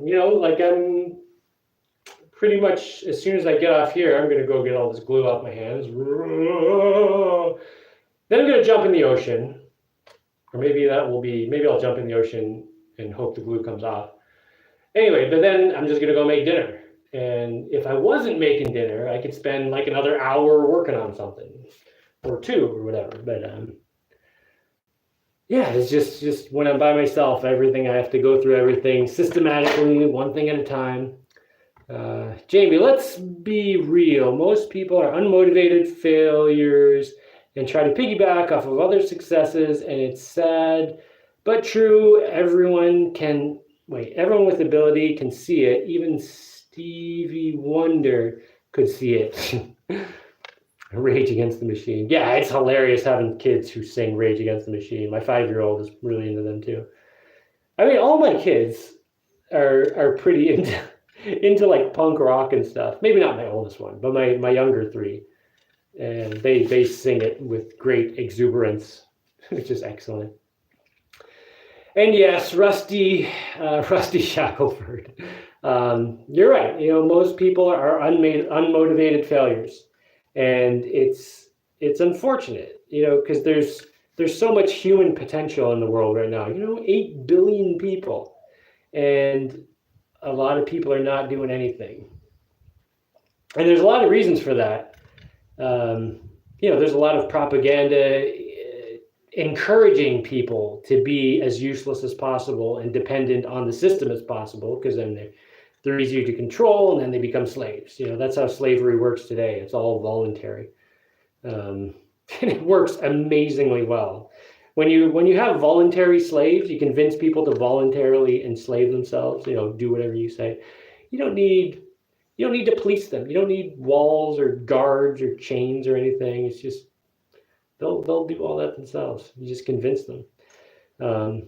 But really, obviously, it always comes down to the individual themselves. Like, it's always up to you to decide what you're going to do with your life. Even if there's a lot of pressure pushing you in this direction or that direction, ultimately you have the controls. You're at the helm of your own ship. You can choose to not pay attention and just let the wind blow you wherever you want. And that ends up being your responsibility. Like trying to not take responsibility for your own life, you're still responsible. Anyway, yeah, and most people are not doing anything. Let's go, Vasco Zuzuz. What's up? Saw Rage in St. Paul years ago. My friend told me something terrible about Rage Against the Machine and a whole bunch of other punk rock bands. He's like, yeah, man, they were awesome until, the quarantine happened, until COVID happened. And they were like insisting that people get vaccinated. And I say vaccinated because, the COVID vaccine was different. Let's just say it was very different than the traditional vaccines. So that's why I'm calling them vaccines. Anyway, they were insisting people get the vaccines. I don't know if that's true, but that's what my friend told me. That was disappointing as hell, man. Especially when you got guys screaming, F you, I won't do what you told me. And then they're getting into that whole mess. Ugh. Gill nets are actually very selective depending on what size mesh you use. Small fish can swim through, or you can tolerate small or large fish depending on mesh size. I see. Long line hooks are worse. They catch dolphins, birds, turtles. Gill nets, if you watch them, are no more harm to the environment than a crab trap. I guess that's a thing with a trap like that. Like you gotta pay attention though. You gotta make sure you don't just kill a whole bunch of stuff. But I know that people around here, they use gill nets and just annihilate the fish population. It's terrible. How many neighbors are from the ABC Nation? Maybe a better question is, what is the population of Adventure Builder Club people down there? Well, besides me and my kids, I'd say one, really. There are definitely some other good people around. I have some other good neighbors. There are people around that I like, that I get along with really well. But they're not, I don't even know if they're aware of my particular philosophy of life and stuff. There's another guy who I'd say is probably pretty adventure builder, even though he has no exposure directly to the adventure builder, philosophy and all that. But that's why I get along with him. This guy, he's pretty cool. So maybe two. I try not to feel like that whole aspect of what I'm doing has been a failure, but a lot of times it feels like that's just been a failure, Like I have so many successes in my life, in terms of, I guess I can divide it. Like I have tons of successes in life where I've done things on my own, and then I feel like when I try to do things with people, it's just failures and failures. Not total failures, but like the success rate of me doing something on my own, like working with inanimate objects, is like astronomical. Like the success rate is huge. And then me trying to motivate people to, go against the system. I understand that it is kind of a tall order.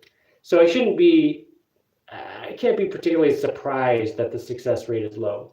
But it's something I'm definitely very aware of, and I notice a lot, is that, my success rate with people is very low.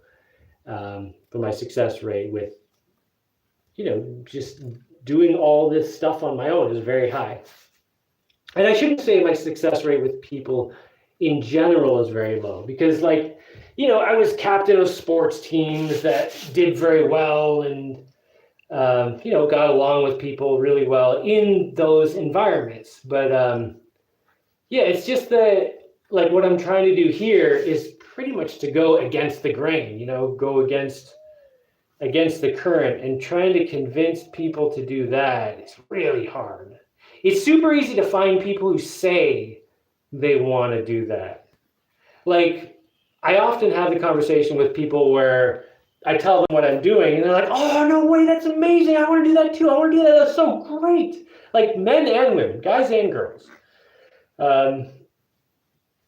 But but then the conversation continues a little more, and it's clear that it's not something they're ever actually going to do. It's just a talking point for them, you know. So yeah, in terms of that, I've had not a lot of success, or maybe I've had success, a decent amount of success, given the difficulty of the problem. But I don't like that. I want like a lot. I want like 50 adventure builders around me, you know?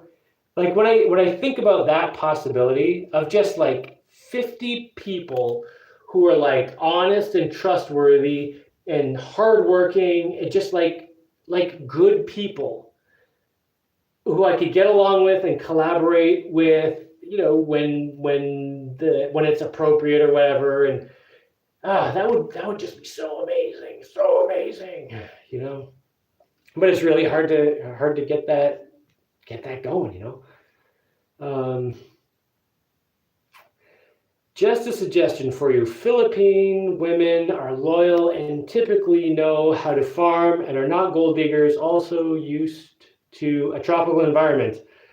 Well, that sounds great. I'm so far from the Philippines right now. But yeah, I would love to meet a woman like you're describing.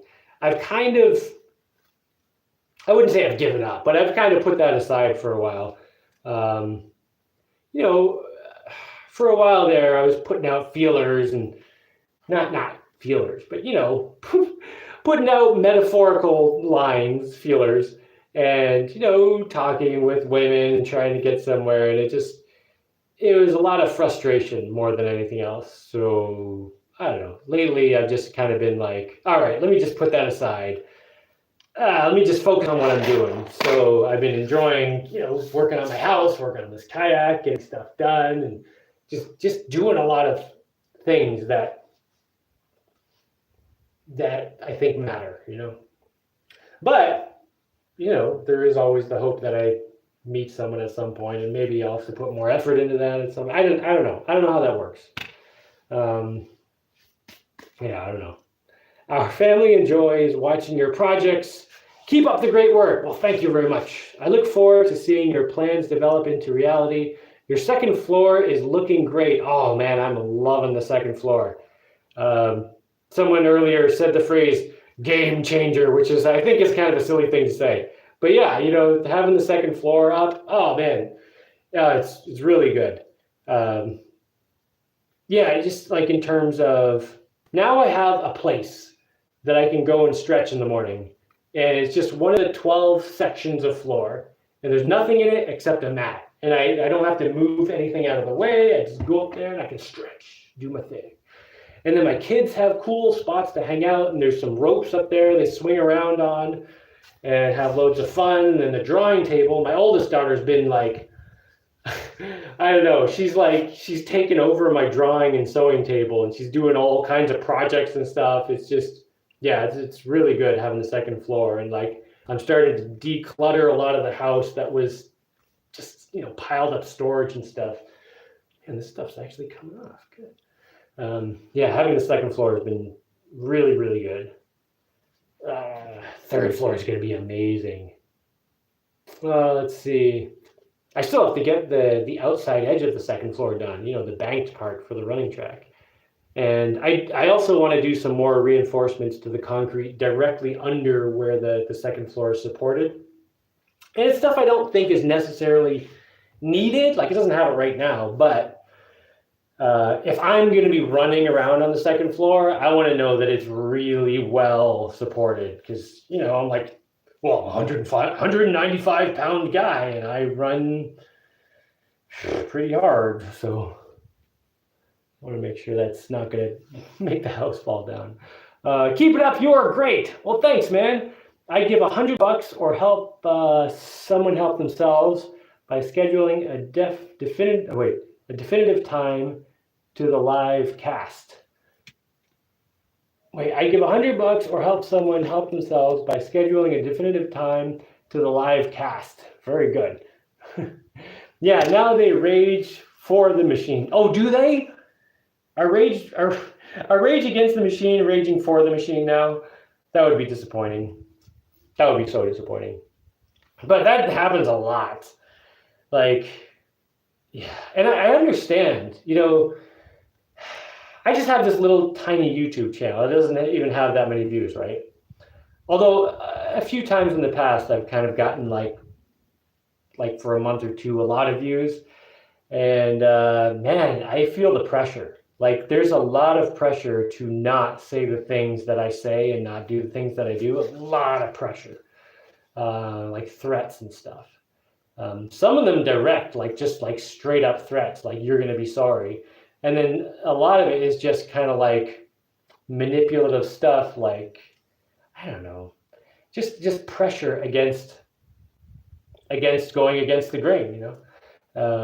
So I do understand the amount of pressure that goes against having that kind of message. But if I ever stopped giving out this message, I don't think it would be acceptable for me to keep pretending that I'm trying to, be good while being evil. Like if I just got to the point where I was like, okay, I can't do this anymore, I would just do something totally else, something totally different, not turn into a shill. Is that the word? I think the word is a shill.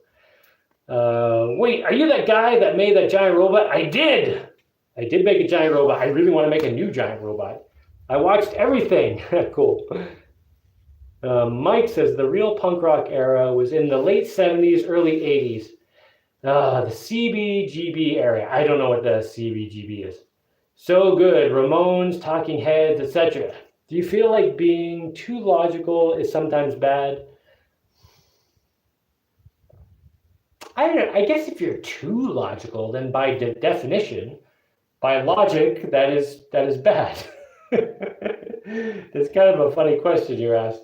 That the literal logic answer to your question is yes. If you're too logical, that is bad. But I don't know that there is a thing that's too logical. Like, I don't know. Under what circumstances could you be too logical? You mean like if you get boring and stuffy and you can't take a joke kind of thing? Like that's annoying, but I don't think it's a problem.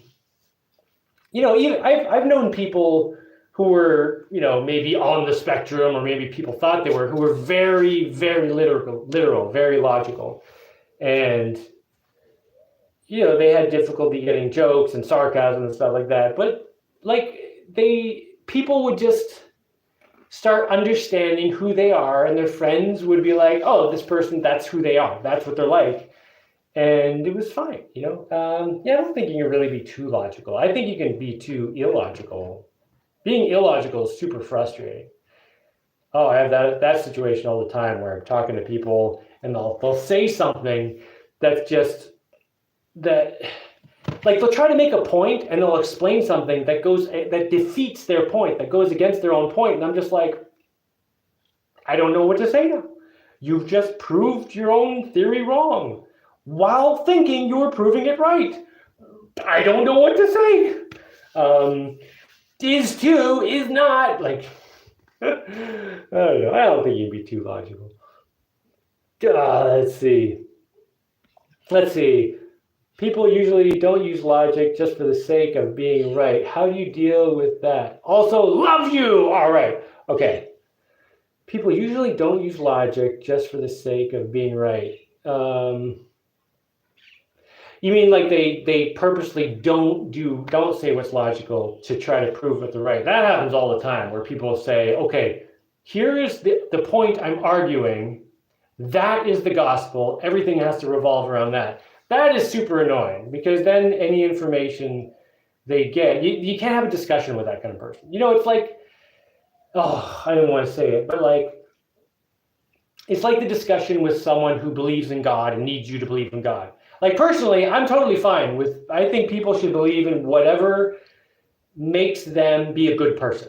Like if you believing in God helps you be a good person, I fully support that. But if someone needs me to believe in God, and then they just approach it with the idea that God is there and there's all these things and the Bible is true and what their priest guy at their church said is true, and then everything else is less relevant, even if there's some glaring piece of information that says, hey, what your priest said the other day is totally not true. They won't even acknowledge that might be a possibility. That can be really frustrating to deal with. And in those cases, there isn't much you can do other than just stop talking to the person and go do something useful. And I didn't mean to choose the religious example to pick on any religious people. Like I said, if you believe in God and that helps you be a good person, beautiful. And maybe you're right. I don't know. Failures are a good measure of consistent effort, my friend. That is true. You're right about that. But failure is also a good sign that you're doing something wrong, And it could just be that what you're trying to do is just really difficult and needs a lot of luck, which sometimes is the case. And then you just have to keep trying and banging your head against the wall. And then eventually, I guess it's the same thing with trying to meet a woman, like this guy was talking about. The Philippine women are loyal and something and know how to farm and all that stuff. Even if I went there, it's not going to be like the first woman I meet in that country is going to be the right one. But yeah, maybe it's a situation where I just need to keep sticking out those feelers whenever I feel I have the extra energy, which I don't right now. I don't want to. I just got other things to do right now. But yeah, maybe I should just keep some level of consistent, low-level effort there, so that when opportunity pops up and luck comes by, I'm ready to catch it. Meet online and fly them out to you. Oh, they don't make much money, but I hear many great things about them. Okay, that's funny. I was just talking about that. So I really don't want to meet a woman online and then pay for her to fly to me. I think there are a lot of potential problems with that. Yeah, there are a lot of problems with that. I would probably rather go to meet them there. Anyway, this doesn't matter. I'm not going to import a woman from the Philippines, I don't think, anyway. I don't know. Maybe that's the thing to do, though. Who knows? Wanting a girlfriend is Jaimie's kryptonite. Is it? I don't know. I don't think it is my kryptonite. I think that's just me being real. Because here's the thing. There's this whole MGTOW movement, men going their own way. Do your own thing, forget about women, blah, blah, blah. That is not a sustainable way for biological creatures to behave. You can't just decide I'm going to have fun on my own, live my life, and forget everyone else. Because then the species doesn't keep going, right? And now we're in this situation where even the people who are being born often don't even have parents. So personally, I think it's not like wanting to have a relationship that is good is not something I see as a problem. I think it's something that I see as something that is difficult, but I also think is important. And I think more people need to think it's important, because too many people are taking the easy way out and just saying, forget it. Life's easier to just not deal with that. And it's true. I mean, I could go through the rest of my life, never deal with another woman, and my life would be so simple. It would be so easy. But that's not, we can't just do that. We can't just accept that as what we're doing, or else the species ends.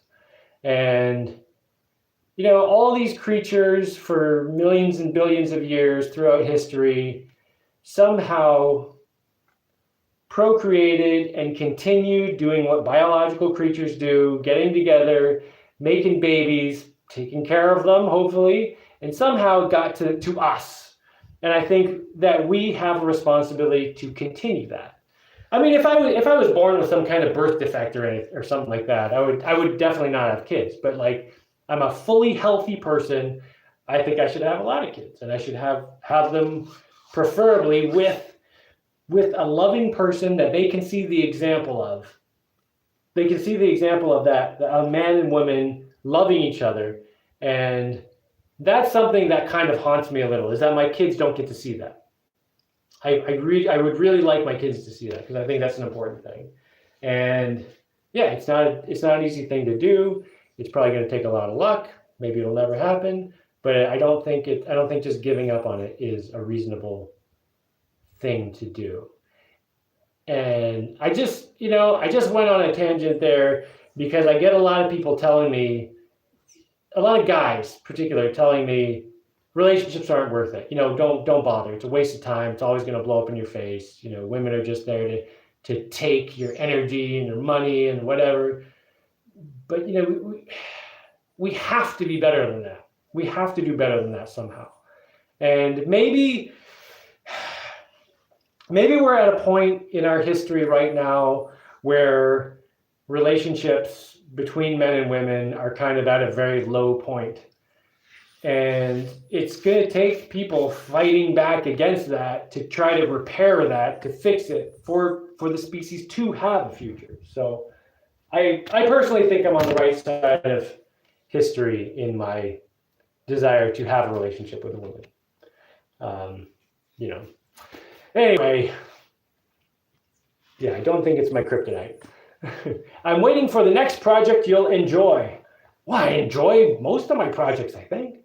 Spock is logical. Spock is pretty logical. Sorry, English is not my native language. Very good, very good.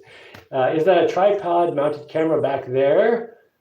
Can we look forward to a kayak build video? Yes, you can. I've been videoing all the kayak stuff as I go. I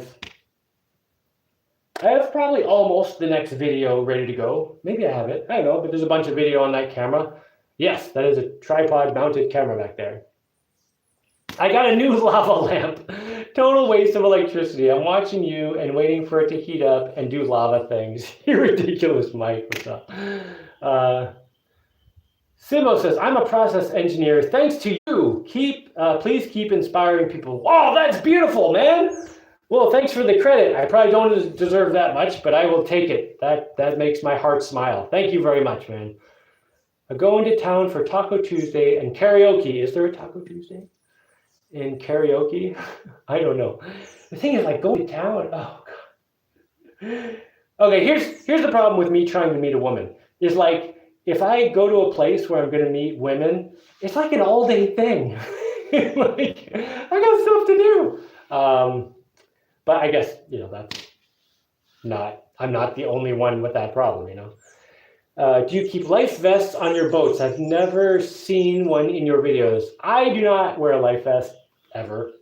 I have stuff, well, I do have like flotation. I have lots of floaty things in my boat, like floaty cushions and stuff that one could grab on. My kids, if I'm just going like from here to like half a mile away or something, I don't worry about the life vest so much because we're near shore. They all know how to swim except for one, but I can grab her. But yeah, if we're going anywhere in a significant distance with my kids, then yeah, I make sure they have life vests. Do you keep life vests? Thanks for all the replies. I always enjoy your perspective. Have a great day. And on the life vests, I wouldn't necessarily say that I think they're useless or anything. Like, I don't wear life vests generally speaking because I'm always doing stuff, and I figure, I don't know. I guess I just feel like I can take care of myself. But I would not say that's something I feel strongly about. I don't think people should not wear a life vest or something. Wear a life vest. Totally. Wear your seatbelt too. Seatbelts. I did always wear a seatbelt when I used to drive on roads because on roads you never know what idiot is gonna rear end you or God. Yeah, there's a lot of bad drivers. On the ocean, it's a lot calmer because the road is like 40 miles wide. So anyway, I've been yammering on for 2 hours here. My hands are actually mostly clear of glue now because I've been picking at them. Great. I'm gonna go jump in the ocean and make some dinner. And I hope everyone has an excellent whatever you've got, morning, evening, night, I don't know. All right, I'm getting out of here. Lava lamp update. It's starting doing lava stuff. That's beautiful, Mike. All right, I'm getting out of here. Thanks, Jaimie. Oh, last question. Okay, last question. What's that? Eat well? I do eat well, yeah. Well, I was just saying that earlier that I'm 195 pounds. And I think that's because I started eating more recently. Because for a while, I was just being very conscious of the fact that the faster I eat my food, the sooner I have to go get more. So I was always like, kind of, not like starving myself, but just kind of eating less. But a few weeks ago, I was like, you know what? I need full power, Jaimie. Just eat as much as you want, Jaimie. So I've been eating a lot more lately.